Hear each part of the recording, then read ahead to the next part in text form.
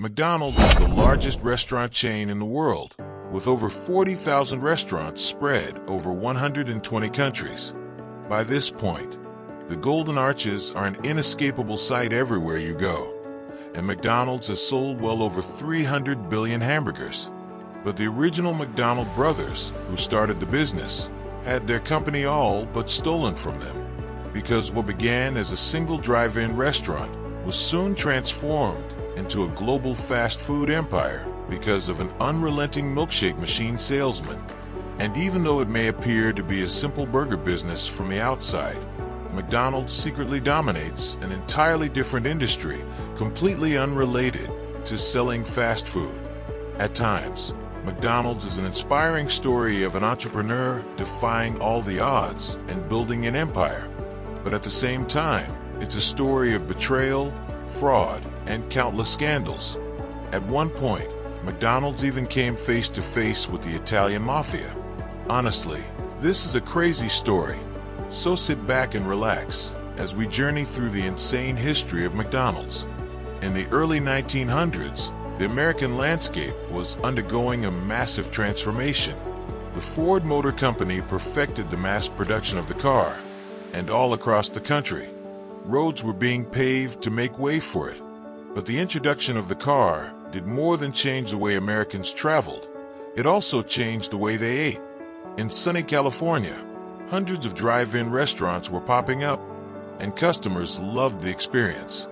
You would drive into the parking lot and be greeted by a waitress at your window. A few minutes later, your order would be delivered right there. You didn't even have to get out of the car. To spice things up, some restaurants even had waitresses deliver food on roller skates. That was the world that the young Richard and Maurice McDonald encountered when they left New Hampshire and moved to California in 1927. But to begin with, the two brothers Richard and Maurice, or Mac as he was otherwise known, didn't even think about restaurants. They wanted to start a career in the movie business, and so they got jobs pushing film equipment and handling props on movie sets, saving up with the hope of someday buying their own movie theater. When the Great Depression struck, Richard and Mac carefully watched every penny they earned, and 5 years later, they bought the cheapest theater they could find. Unfortunately, they got what they paid for, and their run-down theater earned them barely enough to survive. So after 5 years of struggling to turn a profit with their theater, the brothers decided it was time to abandon the movie business and pursue something more lucrative. Everywhere they looked, the McDonald brothers saw new drive-in restaurants popping up, and so they figured, there has to be money to be made here. Their first restaurant was called McDonald's Barbecue, and originally, they sold hot dogs. It was a tough challenge between learning how to work a grill, take and deliver orders, and manage a restaurant staff. They had a lot on their hands, but after 2 hard years of running their restaurant, they were finally ready for something bigger. They set up a new shop in an octagonal building on a parking lot in San Bernardino. It was bigger in a better location and with new items on the menu. On weekends, the new McDonald's Barbecue attracted over 100 cars at a time, and the brothers managed a staff of 20 waitresses while they rushed to make milkshakes and cook hot dogs, ribs, pork sandwiches, and burgers. Their cash registers were soon flooded with money. By 1948, the brothers had made enough to live in a mansion, so their competitors were completely stunned when they did the unthinkable and abruptly closed everything down. Richard and Mac had the best restaurant in town, but the current operation was driving them crazy. Firstly, their restaurant had become San Bernardino's local teenage hangout spot and was frequently filled with leather jacket-wearing customers that brought just as much trouble as they did business. Secondly, it demanded too much of their time and energy in the kitchen and was extremely stressful to run. And finally, finding qualified cooks was hard and expensive. And so from the outside, it looked like the McDonald brothers were just giving up. But behind closed doors, They were devising a new plan to completely transform their restaurant. You see, when they looked over their receipts from the last year, the brothers found that 80% of their revenue was generated exclusively from hamburgers. So they went with their gut and cut their menu down to only the essential: a hamburger, cheeseburger, French fries, milkshakes, and Coca-Cola. They then obsessed over reinventing the process of making a hamburger. The brothers traced the outline of their store on their home tennis court and experimented with different layouts, measuring and timing every step carefully. When they were done, every step of the burger-making process had been streamlined. For example, instead of having waitresses to serve customers in their cars, customers would order at the window. Another example was having everyone in the kitchen handling only one task, whether it was working the grill, cooking the fries, packaging the burgers, or taking orders. This meant they didn't need skilled workers to produce quality food. And since they only sold burgers now, they could make the food before an order was even placed. So orders got fulfilled in around 15 seconds. They called their new approach the speedy service system, and it produced delicious hamburgers with the same efficiency that Henry Ford's factories produced cars. This kind of assembly line style production was a whole new approach to the restaurant business, but it meant that their restaurant was cleaner, less hectic, and less expensive. It also meant that Richard and Mac could sit back from their office and watch the system work its magic. However, when they reopened McDonald's, the speedy service system did cause some confusion. Customers would sometimes sit in their car expecting a waiter to come serve them, as the notion of going up to order yourself was totally new. But once everyone realized how the new process worked and that they could get their orders within 15 seconds, they were hooked. The McDonald brothers had redefined fast food, and word of it was spreading in the industry. To their competitors' surprise, Richard and Mac were happy to spill the system's secrets, and they invited anyone in for a full tour of the kitchen for free. Some of the biggest fast food franchises today, like Burger King and Taco Bell, got their start by shamelessly copying the speedy service system. But by 1954, Richard and Mac McDonald were serving more burgers, fries, and milkshakes than they ever dreamed possible. And it wasn't too much work. They lived a simple, rewarding life working together in California.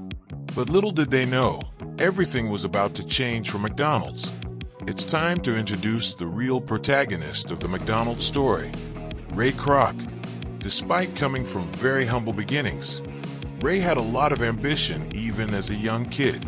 Whilst his mother was at home giving piano lessons to help out with the finances, she ordered him to help out with regular housework, but she never caught Ray complaining. Instead, Ray took pride in making beds, sweeping the floor, and scrubbing the furniture until it shined. In his spare time, he was taught to play the piano, and with unwavering discipline he mastered it from an early age. But when he was 15, the United States joined World War I, and Ray couldn't bear sitting at home as his fellow countrymen risked their lives. So he lied about his age and managed to get deployed as an ambulance driver for the Red Cross. By sheer coincidence, he worked right alongside Walt Disney. When Ray returned home, he was still in high school, but he'd had enough. Not 6 months later, his parents couldn't do much to stop him from dropping out. He was determined to make it out on his own as a piano player, so he took to the streets to make a living by his talents. When he was 20, Ray went against his parents' wishes again and got married. He understood this was a big responsibility, though, and that he had to take care of his wife Ethel. So, for the first time in his life, he decided to get a stable job. He founded at the Lily Cup Company, where he sold paper cups. Since he was energetic and charismatic, Ray took naturally to sales. By day, he scoured the state chasing leads, and by night, he still played the piano for a radio station. When he finally made it home, he fell into bed exhausted. Ethel did soon become frustrated by the limited time Ray had to spend with her, though. And when she told Ray she was pregnant, he knew he had to rethink his strategy. The piano got him paid, but it would never be enough to support his family. Instead, he cultivated his ability as a salesman, and luckily for him, that was the right choice. Because of Prohibition, hotels and bars began serving ice cream since they weren't allowed to sell liquor, and thus American food service businesses bought paper cups like crazy. Ray even found ways for companies to sell more of the products that used his paper cups. It was a win-win. His clients got more revenue, and he made more cup sales. But in October of 1929, the stock market crashed, unleashing the Great Depression, and the growing economy of the United States came to a sudden stop. Ray's boss at Lilly Cup sat him down in his office and told Ray that he would have to take a pay cut. Ray's face turned red. "I can't accept that," he said. But as Ray heard his boss explain to him that he didn't have an alternative, Ray said to hell with it and quit right on the spot. But when his wife Ethel found out, she felt Ray was betraying her and their newborn baby by quitting his stable job when they were in desperate need of money. So Ray went pleading to get his old job back, but his relationship to his boss was tainted forever. When he returned to his job, one of his customers had invented a new milkshake machine he called the multi-mixer, allowing for 5 milkshakes to be made at once. When Ray tasted the delicious new milkshakes it made, he saw an opportunity. If Lilly Cups sold the multi-mixer as well, they would automatically sell more paper cups, as the products went together perfectly. However, when Ray proposed the idea to his boss, he ridiculed him, saying a paper cup company shouldn't be selling milkshake machines. This time Ray had really had enough and quit once again. He decided to start his own sales company to sell the multi-mixer instead, and wasted no time getting started. He was up against a tough economy with a family to feed, and had to make money fast. Despite enormous adversities, Ray worked 14-hour days and entertained potential clients late into the night. With a relentless work ethic and a good product, he was soon driving all around the country selling thousands of multi-mixers per year and making a decent living. But just as soon as his efforts began to pay off, America was thrust into World War II. Because of the war, most factories shifted their focus to supplying the army, and multi-mixers weren't getting made anymore. Ray was living his worst nightmare. He was a salesman without a product. To survive, he tried selling a bunch of different products until the Allies declared victory in 1945. But once the war ended, the market finally took a positive turn for Ray. With the baby boom following the war, ice cream became all the rage, and so did multi-mixers. Ray began selling them to the biggest franchises in America, such as Dairy Queen. However, this boom also meant that by the 1950s newer and better products were entering the market, and the multi-mixer was falling out of fashion. If Ray didn't find a winning product soon, he could be in serious financial trouble. But he then noticed something odd in his records. Surely it was a mistake. A tiny restaurant in a remote town 60 miles east of LA had ordered a grand total of 8 multi-mixers. Restaurants rarely bought more than one. What on earth would they need 8 for? Ray's curiosity was too much for him to handle. He had to see for himself. So he took a trip to San Bernardino, California. Ray arrived early in the morning, but at first glance, he was not impressed with McDonald's. But very quickly, the parking lot began to get busier and busier. Probably 150 people showed up. When Ray paid 15 cents for a hamburger and received it almost instantly, he couldn't believe it. Everything was clean. His burger was delicious. New customers came in every minute, and it was a family environment. Ray had never seen anything like it. He introduced himself to the McDonald brothers, and they told him all about the operation. Ray immediately loved their speedy service system, and he finally understood why they needed 8 multi-mixers to operate. This was the most active and most efficient fast food operation he'd seen in his whole career. The brothers also told Ray that they were looking for a franchising agent, someone to build more McDonald's restaurants like this across the country and find operators to run them. The The McDonald brothers enjoyed their simple life running this one store, and so they didn't want to do it themselves. But Ray knew that if more McDonald's restaurants like this one did open, they would also need a lot more multi-mixers. So he told the brothers to call him if they found someone to help them with franchising McDonald's. However, for the next week, Ray had trouble sleeping. His imagination ran wild, and he was tormented by a vision of McDonald's potential. When he sold a multi-mixer, his client used the same one for 10 years, but McDonald's sold hamburgers to thousands of people every day. He knew he somehow had to get involved in this. He called Richard McDonald to ask if they'd found a franchising agent by now. They hadn't. So Ray asked, "Well, what about me?" When Ray began franchising McDonald's in 1955, he was 52 years old. He had diabetes, arthritis, and had lost both his gallbladder and thyroid gland. Still, he worked with the same enthusiasm he had when he was only 18. Having struck a deal with the McDonald brothers to help them franchise, Ray was on a mission to put a McDonald's in every corner of America.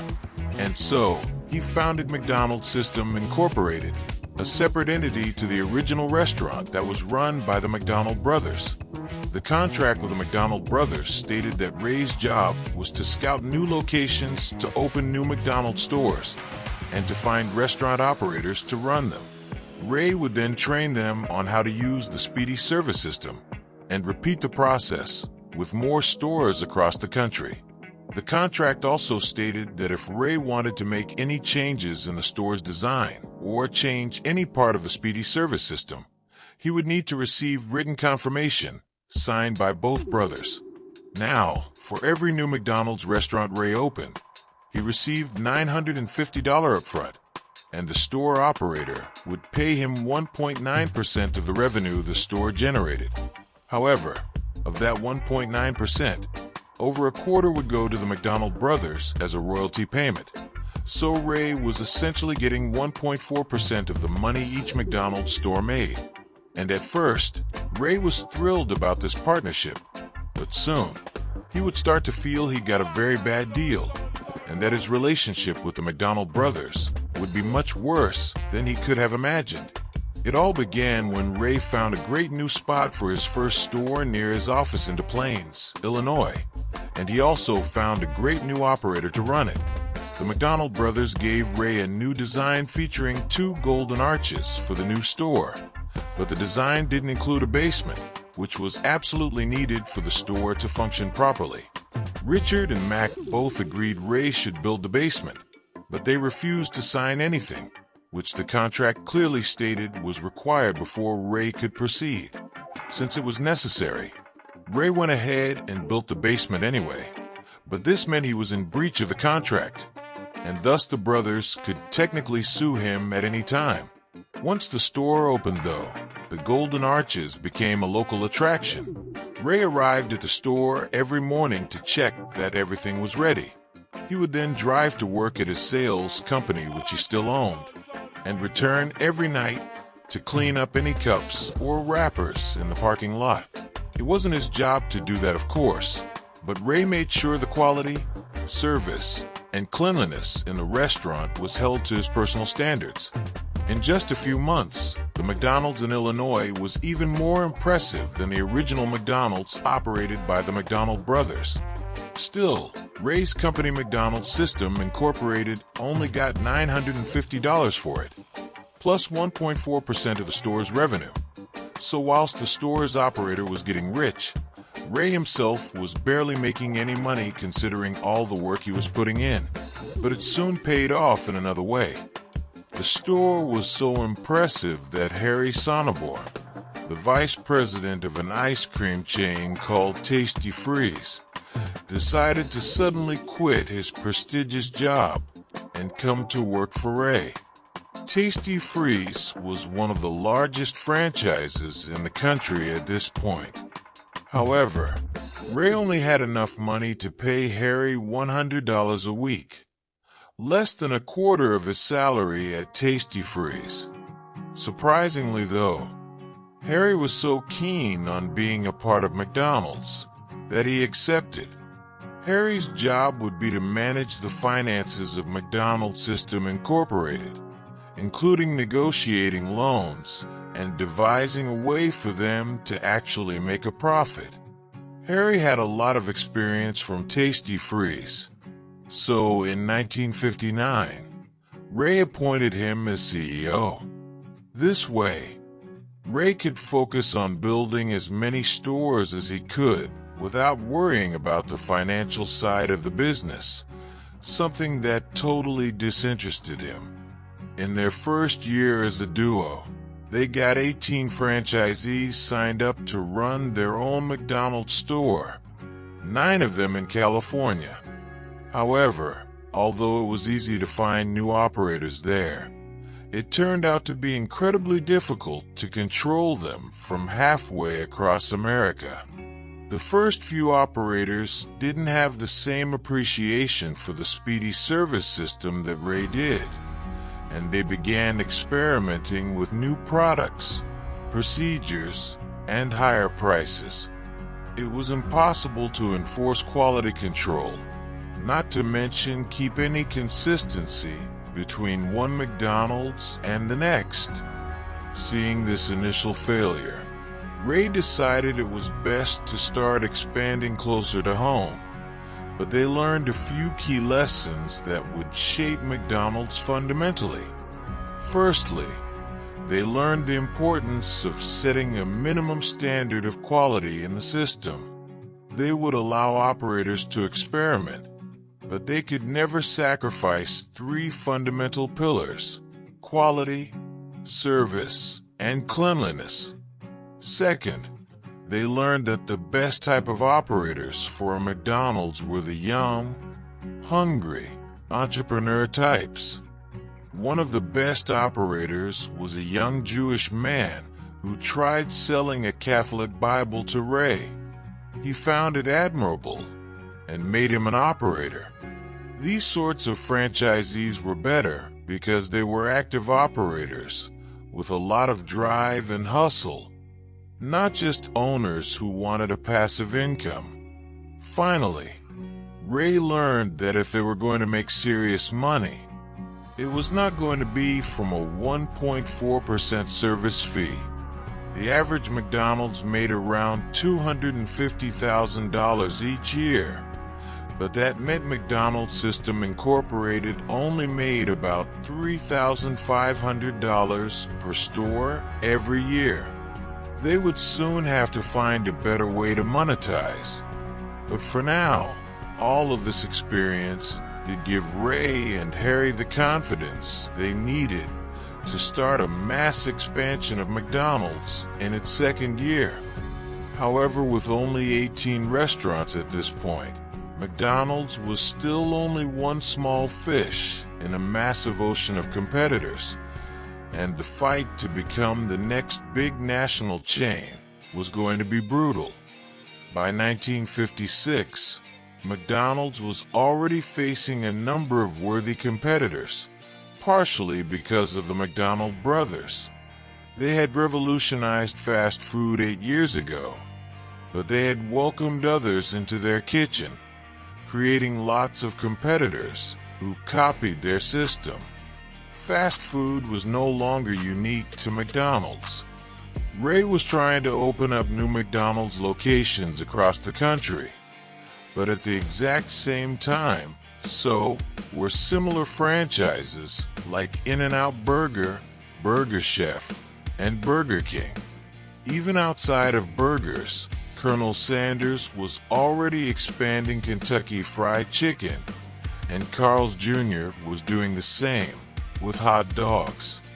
With so many fast food franchises fighting for dominance, McDonald's was far from being a guaranteed success. So how did McDonald's manage to outcompete every single one of them?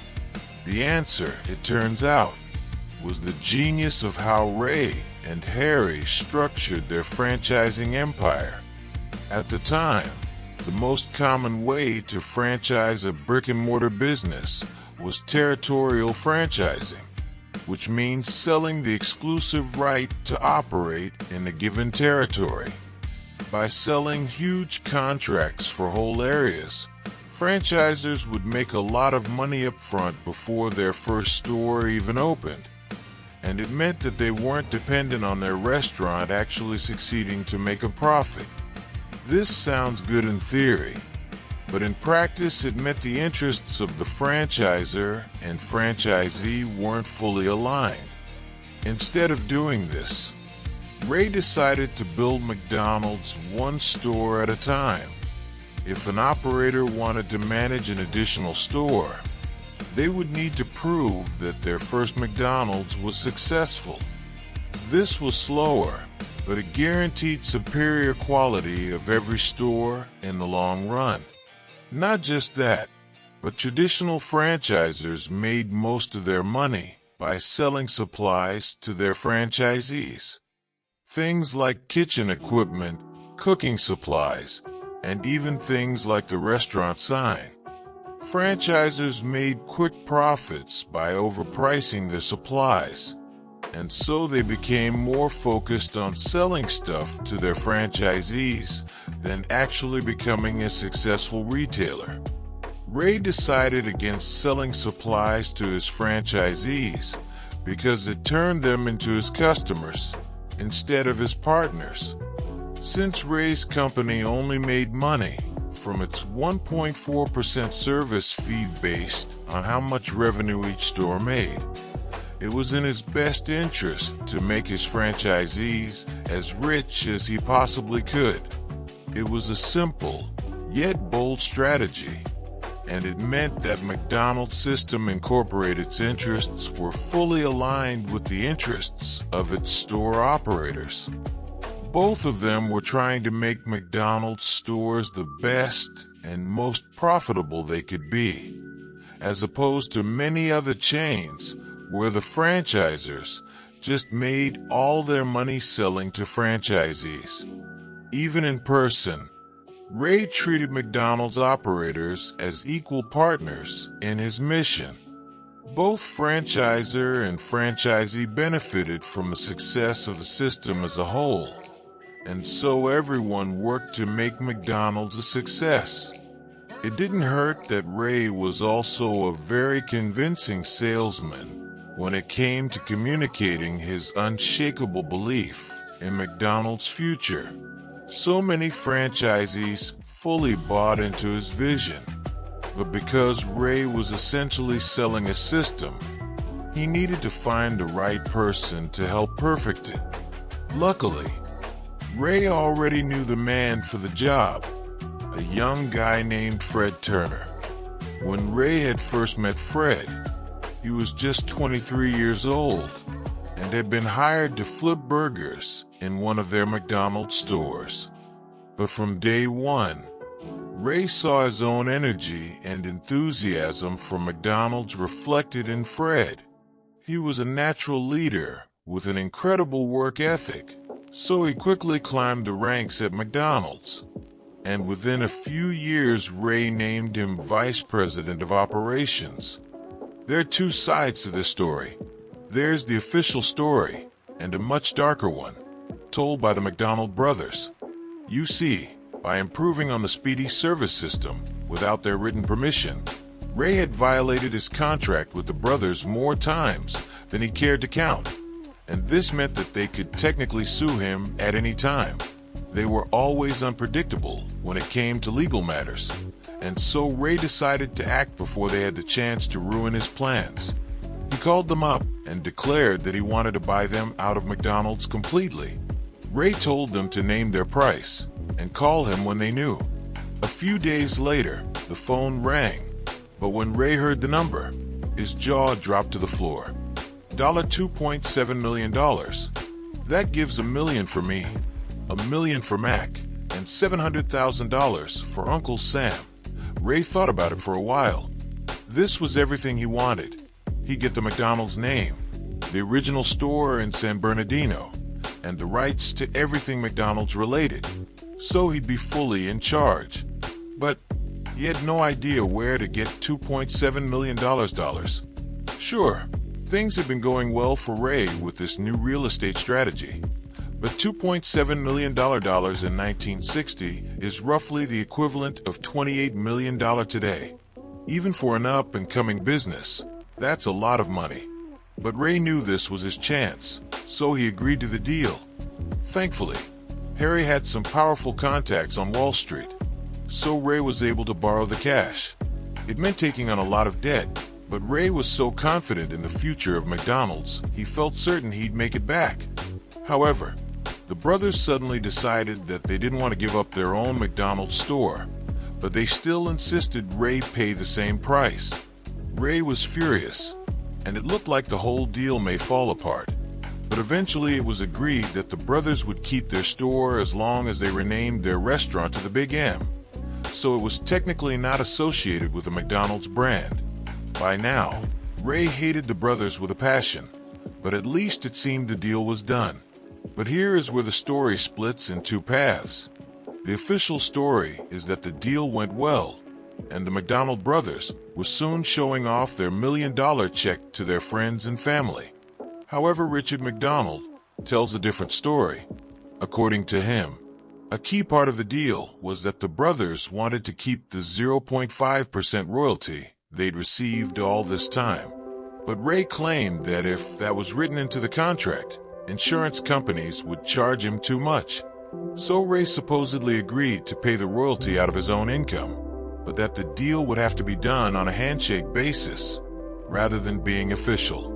The brothers were nervous to take Ray at his word, but they reluctantly agreed, trusting that he wouldn't screw them over. But Richard McDonald claims that when it came time for Ray to pay up the royalties the brothers were owed, he refused, never paying them a single penny. Given how successful McDonald's went on to become, that 0.5% of all revenue would have been worth billions of dollars. However, since the agreement wasn't on paper, there was nothing the brothers could do, and they could never prove that the deal ever happened this way. Now, it's entirely possible that Ray did make this handshake deal and then just completely backstabbed them, knowing they could never prove it. But many who have looked into the story of McDonald's believe that Richard's story is nothing but a myth. Either way, a few things are certain. 7 years of arguing with the McDonald brothers had cemented Ray's hatred for them, and he definitely did want revenge.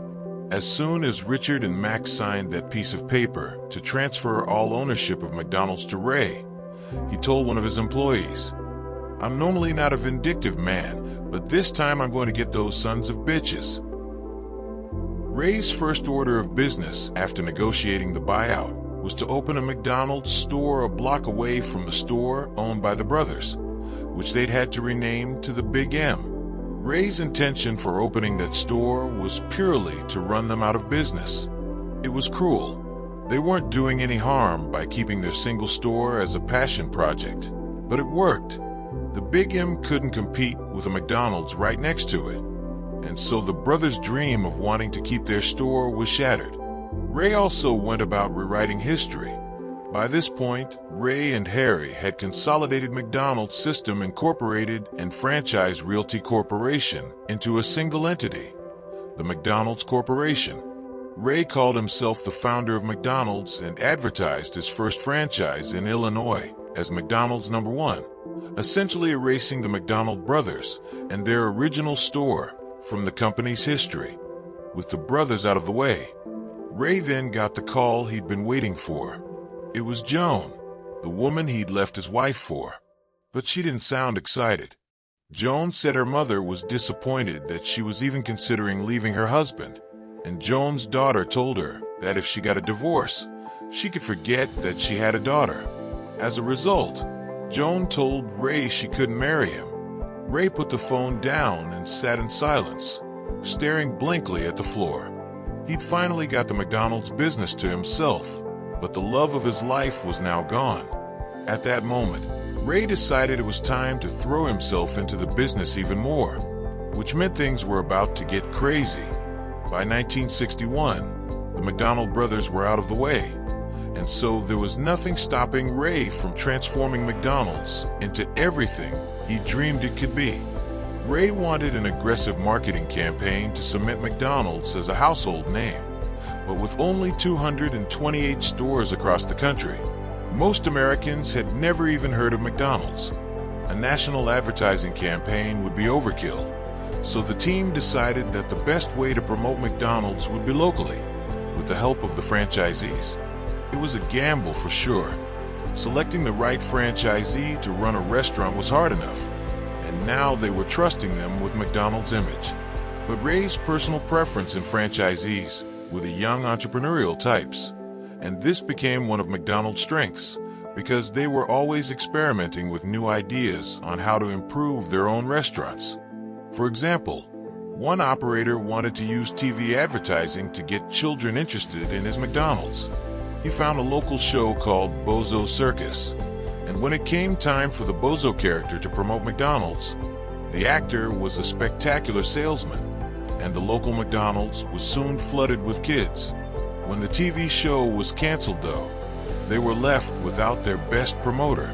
But realizing how successful targeting children had been, McDonald's created a new mascot, Ronald McDonald, and they made him a staple of every single McDonald's, along with a whole cast of characters, including the Hamburglar and Grimace. McDonald's would later double down on this strategy further by introducing the Happy Meal, which included a toy, and thus helped get new customers hooked on McDonald's from an early age. It was only in later years that many would come to question the ethics of so aggressively targeting children with their fast food. But still, individual McDonald's operators, like this one, were responsible for creating other innovations like the Big Mac, the drive-thru, and Playlens. And that was the duality of Ray Kroc. Whilst he was very keen to ensure the same consistent quality of experience at every McDonald's, he also encouraged franchisees to use their own creativity. McDonald's would then choose the best among these local experiments and implement them into the system as a whole, so every other restaurant would benefit too. For many companies, growing larger can often mean less innovation, but for McDonald's, every new operator came with fresh new ideas to bring to the table. So, as more stores began to market themselves across the country, eventually McDonald's did begin to get national attention. At this point, Ray figured the next logical move was taking McDonald's public on the stock market, something no other fast food company had done by 1965. And the timing was perfect. America was in the thick of one of the most generous bull markets in its history. So, within weeks of going public, McDonald's stock rose over 60% in value. Ray was now a multimillionaire, as was Harry, who'd been with Ray pretty much from the start. However, it wasn't all plain sailing for the McDonald's team. In the 60s, Harry had felt McDonald's needed to slow down its aggressive expansion due to fears of an upcoming recession. But their main competitor, Burger King, did the exact opposite. In 1967, Burger King opened over 100 restaurants, and by the next year, Burger King was only 100 total restaurants away from surpassing McDonald's. Seeing that McDonald's could lose its spot at the top of the fast food industry, Ray demanded they ignore the warnings and resume the expansion campaign immediately. In truth, tensions between Ray and Harry had been starting to grow for a while. They had very different personalities and often saw things very differently. Whilst Harry was technically the CEO, Ray was the company president and owned the majority of company stock, so he could replace Harry if he needed to. And after the expansion argument, he nearly did. But luckily it didn't come to that, as Harry stepped down from the company voluntarily, and Ray took over as CEO himself. But one day, while giving a speech to a group of McDonald's operators, Ray saw that Joan was in the crowd, the woman who'd broken his heart years ago. Ray worked into his speech that he had now achieved all he ever wanted in life, except one thing. The crowd was confused what he meant, but Ray was staring right at Joan as he said it. To get her close, Ray called for an after-party in his suite. By the end of the night, Ray and Joan were the only ones left, singing old favorites at the piano. Joan told Ray that this time, she didn't care what anyone told her. She was getting a divorce from her husband, as she wanted to marry Ray instead. Now, for 15 years, Ray's entire life had been consumed by McDonald's, and it had paid off. But now that he was starting a new marriage with the woman he'd been chasing for years, he wanted to finally think a little bit less about the business.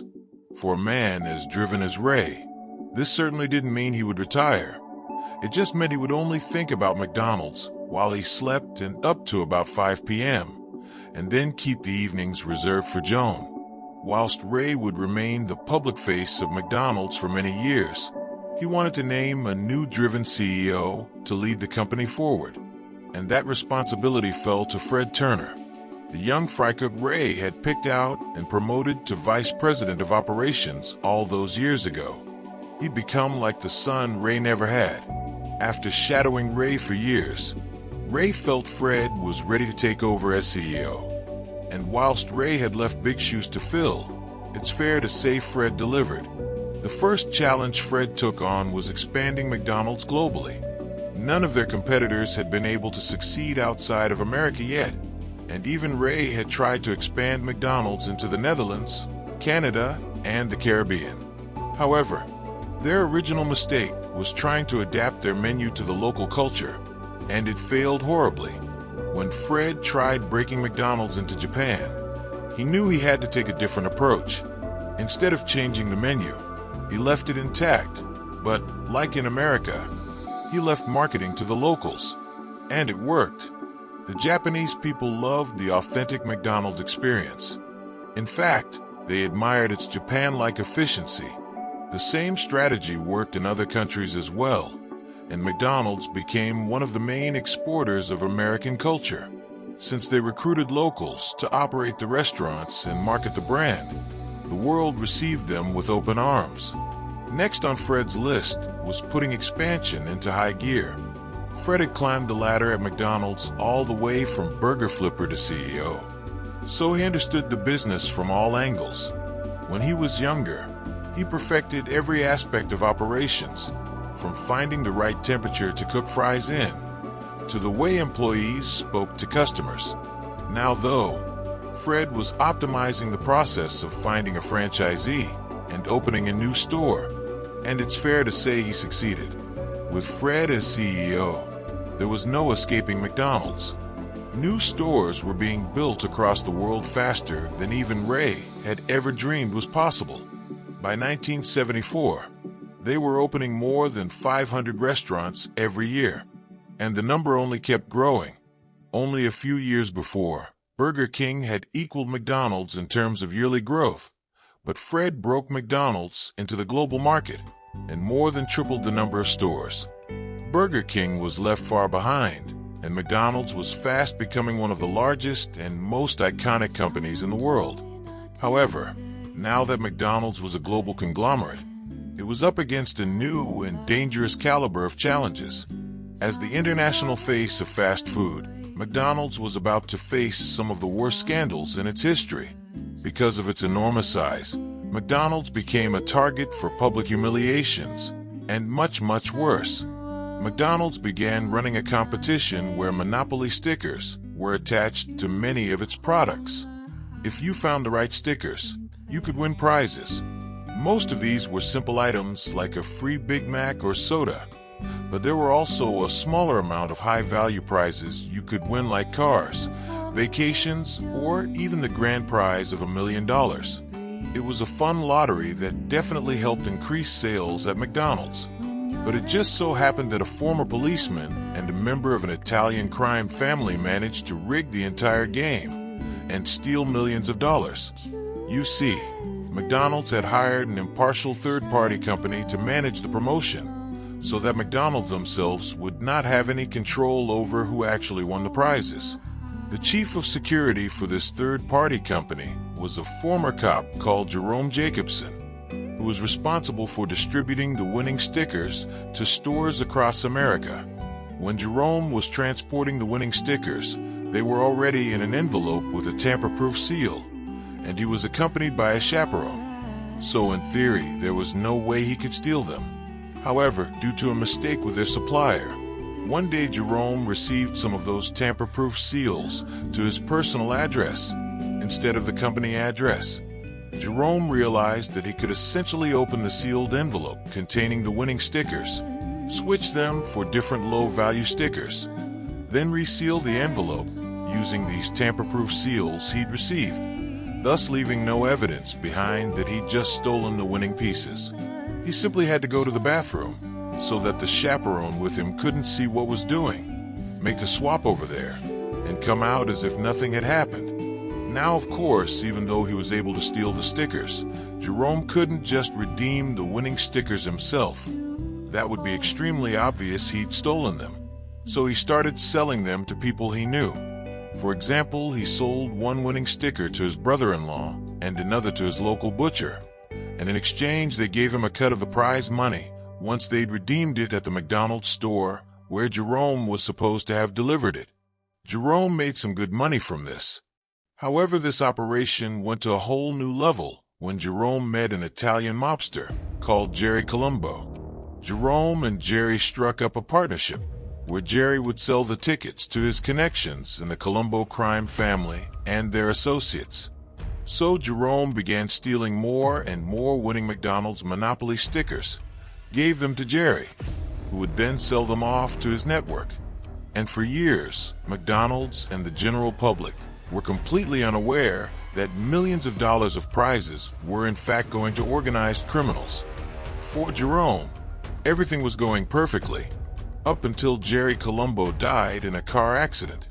With his main partner in crime now gone, Jerome cut ties with the Colombo family, and many suspect this was ultimately Jerome's undoing.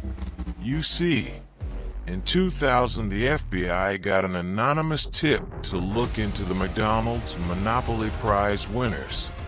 When they did, the FBI noticed that some of the winners were related. They didn't have the same surname, but it was still a very odd coincidence. So they dug deeper and found that even though the prizes had been claimed all across the U.S., the majority of winners seemed to be actually living in Jacksonville. Clearly something was going on. There were millions of dollars at stake here. So the FBI contacted the heads of McDonald's, who wanted to stop the game immediately when they heard the news. But instead, the FBI convinced them to run the promotion one final time, so they could do an undercover operation. And thus, when the next $1 million winner claimed his reward, a man named Michael Hoover, the FBI approached him pretending to be a film crew and asked him some questions about which store he got the sticker from. Of course, he hadn't actually got the sticker from a McDonald's store. He got it from Jerome. Right after the undercover agents left, Michael made a phone call in which he mentioned Jerome's name and literally said they bought it. All of it. So he was bragging about how his lies had worked, completely unaware that he hadn't really spoken to a film crew, but instead undercover FBI agents who had wiretapped him and were hearing everything he was now confessing over the phone. The FBI now had concrete evidence, and they swapped in. In total, 50 people were convicted in association with this scam, with the main leader Jerome pleading guilty and having to pay back all the millions of dollars he'd stolen, along with the 3-year jail sentence. However, Jerome had run this scam from 1988 to 2001, and by the time they were caught by the FBI, McDonald's had already paid out $24 million to illegitimate winners. Not just that, because the big prizes had been paid out to scammers, real McDonald's customers had missed out on the prizes. So, McDonald's gave away around $25 million to random customers to try and make up for this. They also paid $16.6 million in a legal settlement.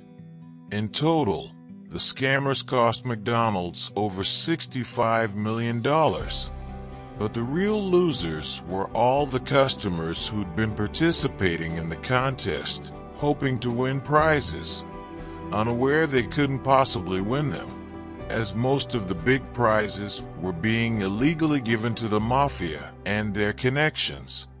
This fraud was undoubtedly a huge controversy for McDonald's.